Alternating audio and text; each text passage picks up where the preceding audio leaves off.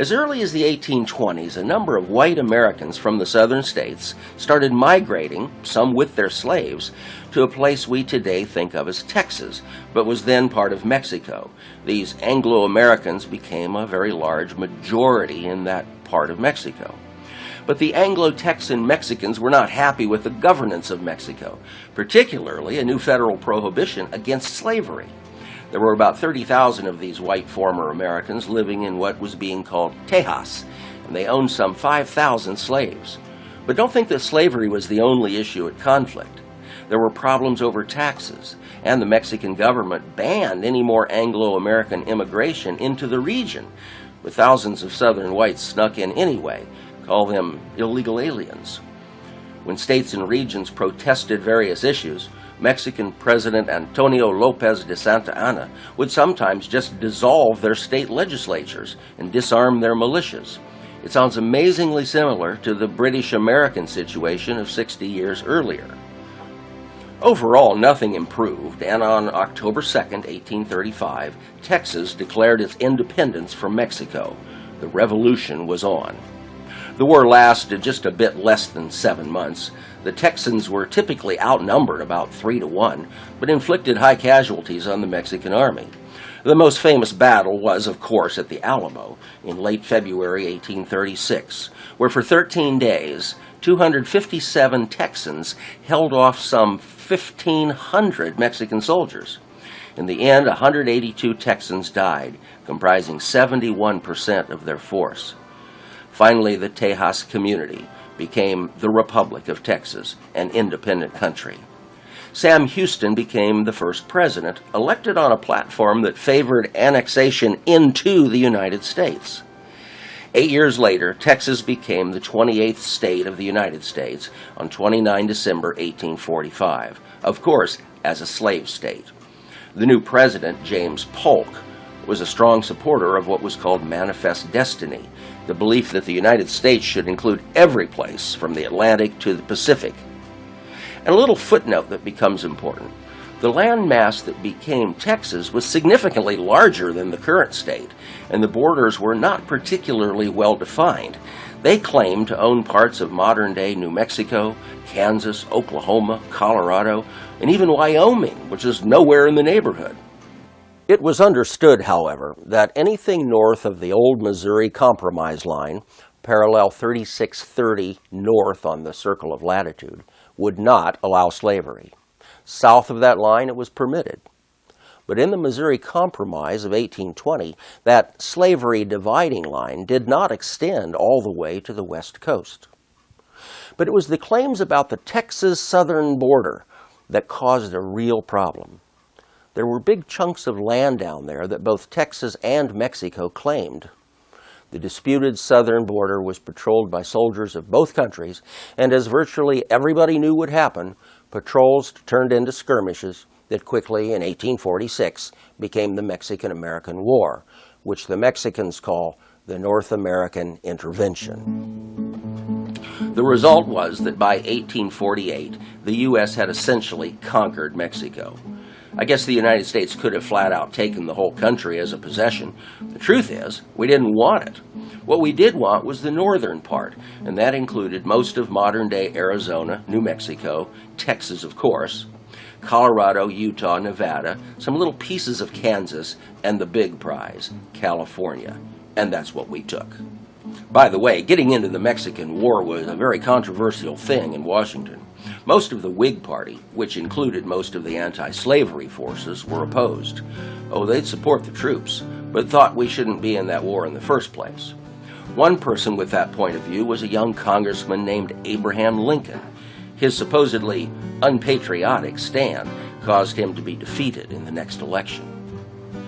Okay, so now that we own all this land clear out to the Pacific coast, we'll just cut it into states and get on with being the U.S. of A., right? Well, not quite. The success of Manifest Destiny raised a lot of issues, and of course most of them revolved around slavery. A year after the war ended, 1849, gold was discovered in California. Thousands of 49ers rushed west, hurrying across today's New Mexico and Arizona, crossing the Colorado River at Yuma, then known as Yuma Crossing, and on to the gold fields. In Washington, a high priority was to bring California into the Union as a free state, no slavery. When the Mexican War broke out, there had been trouble brewing for years, the Texas Revolution and such, and then there was this call by a lot of Americans for manifest destiny. We needed to become an ocean-to-ocean power, and the prize, and the whole bottom line with the prize was California. Arizona didn't matter for anything, but you had to get through there to get to California, and because we were just a land of rattlesnakes and scorpions and all the others.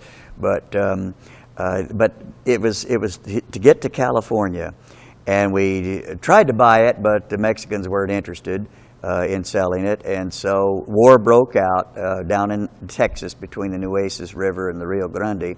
And when the war was finally over, 2 years later, we had acquired all of that area we wanted.